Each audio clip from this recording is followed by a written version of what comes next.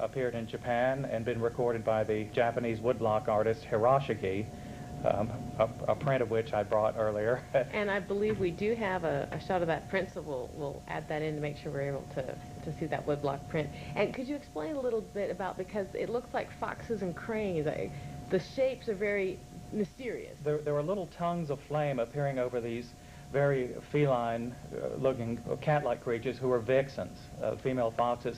They are in the process of being transformed into noble women to go into a court environment, a dance or something. And so they look like little tongues of flame under a tree in the dark. Mm-hmm. Moving back from Asia into the west coast of the United States, we come to the other light phenomenon probably most familiar to our audience. That is in the West Texas desert at a small town called Marfa, where lights have been seen that behave, again, just like the Brown Mountain lights do, except they're in a mountainous desert area. Balls of light that appear to rise from the desert and float around. And, of course, the usual crop of legends has grown up. The ghosts of Indians. One tremendous explanation or hypothesis that was put forward was that they were jackrabbits coated with phosphorescent dust that were leaping around on the desert floor. Marfa is also known as the shooting location for the movie Giant. And when James Dean was on location doing his shooting, he went out with a telescope looking for the Marfa lights. And they've been chased by airplanes out there, and you know, some of the research tactics vary from here in western North Carolina, but the lights themselves tend to be in many ways quite similar. Except after the rain versus dry, those in a desert you wouldn't, so the atmosphere and the humidity and those sorts of things seem to be distinctly different, even if they're appearing in a desert consistently. The climates would be different, yes, but now there still could be thunderstorms and things present before the Marfa lights. That's something I haven't researched personally. Have you read anything into that about the conditions around the appearance of the Marfa lights? Know that they appear, just that they appear on very clear nights, right? And the Texas Highway Department has got an overlook. With a sign for people to stop. And that does sound a little different from the Brown Mountain manifestation, but something else about those Marfa lights I remember reading is that they said that they can travel extremely fast. And I have heard stories about Brown Mountain lights traveling great distances and sometimes at high speeds. And I won't discount the theory about the electronic or the electric phenomenon being able to be moved by possibly zephyr winds if the plasma is free floating. Okay, so it could possibly move, but I'm also not saying that if that is still, you know, a feasible explanation, that there couldn't be some sort of excuse for there being, an intelligence behind them, because there are so many reports that we talked about on the way down where, you know, people have these almost life-changing experiences. A cowboy, his life was supposedly changed by being led out of a blizzard into a cave by one of the Marfa lights. So they do act beneficently at times and malevolently at others. Okay. And so we're back to America. Any other spots in America that you wanted to mention? We could end up at the Smokies, west of here. The famous anthropologist James Mooney, who wrote around the turn of the century a book called The Myths, Histories, and Sacred Formulas of the Cherokee. I checked on what he had to say about the spirit beings of the Cherokee. And there is something called the Astil Diegi, which is a fire carrier that appears at night. And he says the Cherokee are so afraid of that no one sticks around to take a good look at it, that they drop everything and run. But they have been reported in the Smokies, these light phenomenon. Okay. So we can be assured that we're not alone, so to speak, in that these events occur around the world and have for centuries. Oh, yes. Going back to classical times, the Greeks and the Romans and Egyptians, other cultures, the Quran mentions these lights appearing in the desert. Of course, they would term genie, and were held to be deceptive and luring travelers into the desert and so on. So many cultures, yes, many lands, many eons. For a long time, okay. Well, so the rest of us would like to get in on the act, and there is a festival coming up that, Cindy, if you could tell us about that and how people can learn about it. Well, our dates are June 9, 10, 11. We have a website that if people are interested in. It's linvillefallsvillage.com.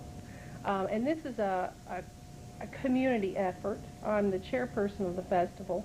But we're going to start out Friday night with music and storytelling, bonfires, open mics, where people can tell about the lights that they've seen in the Gorge or at Brown Mountain. And it's going to be a 3-day music event. We have some artists, local artists that will be there. We have lecturers all day on Saturday. I think Micha's going to be there, and Christopher, of course, is going to speak. And we have a lot of genealogy folks and history folks and heritage folks that we're going to be at the festival. Lots of authors. We're going to be doing 16-passenger vans up to Weissman's View to take people out to see the lights. We're going to do church service Sunday morning at Weissman's View. We have some folks, some Cherokee Indian folks that are going to be there to speak a little bit about the history and heritage of their people. It's going to be an awesome, fun 3-day event.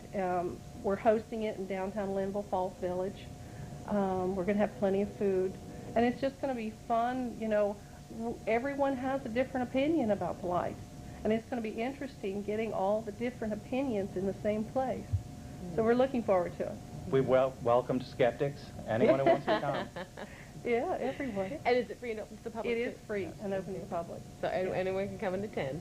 Uh-huh. And from your website, which if you could mention that once again. LinvilleFallsVillage.com. And is there, from there they can get the map to? Uh-huh. There is a link from, it is our community website, and there's a link to the festival. There's also a schedule of our musicians and our lecturers and what their topics are going to be.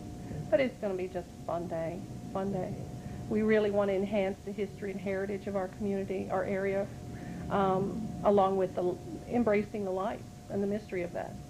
And it's the first one, so we're all a little edgy. Need a good turnout. Come on, guys. That's right. I can imagine, actually, it will, because this will be a good chance for people to not only hear about what other people have discovered, but to condense that into a new research format to say, not only do we have all these people in one place at one time, but now we can document all of this and, you know, pick out patterns, find out, you know, what has... Not just scientifically, also culturally, you know. I mean, like, you know, Chris has said, this happens all over the world, and I want to hear personally what people have seen, you know, and how they interpret that.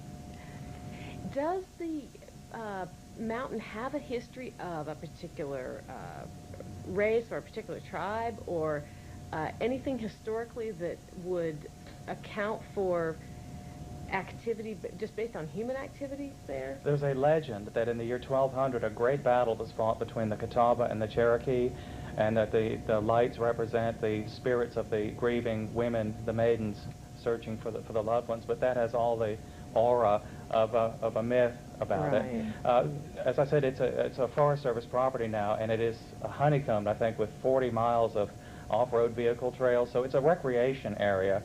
I don't know that it's ever been settled or farmed or anything like that. Okay. So people can, just as part of the National Forest Service, can go in and be in the area and openly and freely? Yes. Okay. Okay. And is it often with crowds go in there and camping? I mean, is it very popular, yes. Yeah, Okay. all the time. So the lights and the human activity do coexist consistently?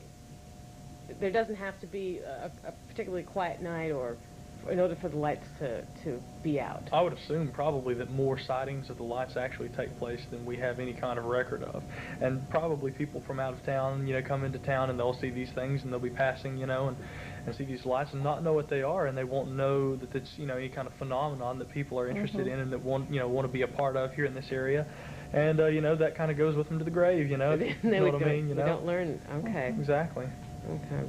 And with the oncoming of more people, for example, for a festival, or just through popularity, will that in any way, do you think, change what's going on there? Will that have an impact? At Linville Gorge, at Weissman's View, where we've seen where I've seen all the lights, it's not easy to get to. So it is a deterrent to some people, you know, folks that are on bicycles or motorcycles.